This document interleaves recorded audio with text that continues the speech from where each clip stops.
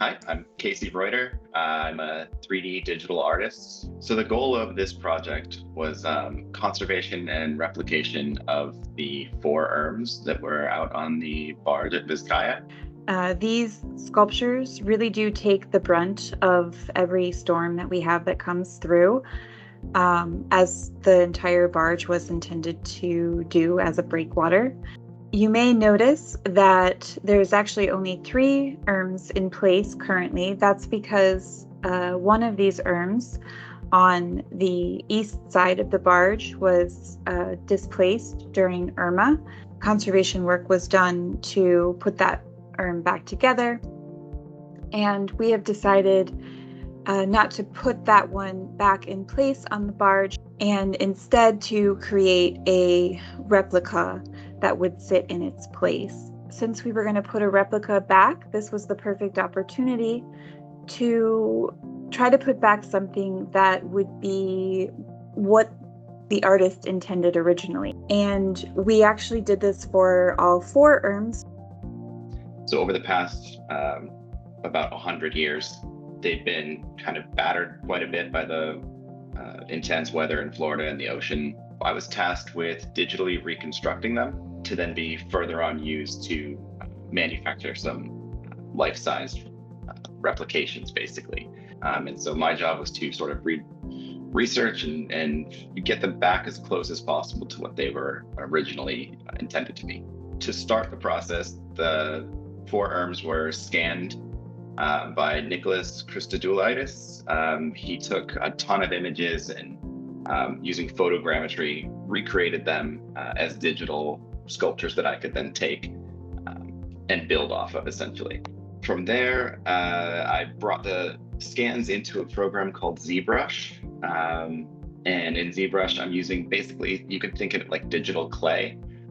Similarly, in 3D, I would build specific chunks of the statue. So the body, the head would be separate from maybe the top of the clothing. The bottom of the clothing would, now they were severely damaged. So a lot of the actual details were kind of worn away. And that is the biggest part that I was responsible for. I got help from Kelly and Remco at Vizcaya, going through, I think, historical archives, finding as many images throughout time as they could of the barge.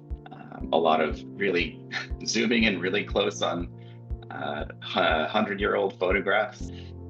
Many of them were from pretty far away and a little bit blown out, as you know, photography in the early 1900s wasn't the greatest. An article that Remco discovered talked about Alexander Sterling Calder used another of his sculptures as reference for one of the urns.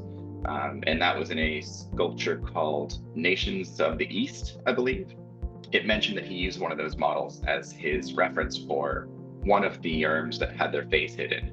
And so I was able to track down some high resolution images of those, but I was able to use that as sort of reference to guide some of the facial construction on one of these. So I think some of the biggest challenges we faced were just in the small number of reference images that we had to work with. There weren't that many. And the best one that we had was 4 maquettes that Calder had originally used to sculpt these statues. But unfortunately, those were all from one angle, from the front, and they were lit from above. And so one problem that caused was almost every photograph of the two house-facing urns, the ones with the baskets, completely shrouded in shadow. And I had to really study those to see any highlights I could get to drive sort of the look of their faces. We also had some issues in the reconstruction of the statues originally, where some of the musculature had been changed, parts had been replaced and sculpted over to make it look right, but not necessarily make it look like the original. And so it was going through and fixing that kind of stuff was quite difficult, and just really meticulously going over every inch of the reference that we had. A lot of the time, if I'm sculpting something, then I have to make something that looks like the reference. In this case, I had to make something that looked exactly, it was like it had to be the reference. We were going for historical accuracy on this, and I didn't want anything to be like my just me making wrinkles on clothing or me trying to decide how cloth would fall. I was trying to make it how Calder made the cloth fall, if that makes sense. I think my favorite part, honestly, is probably the legacy of it, is that it's going to be created in stone and put up and be there for the foreseeable future. Whereas most of the other things I've done in my career are digital, and they're in television shows or commercials or movies, right?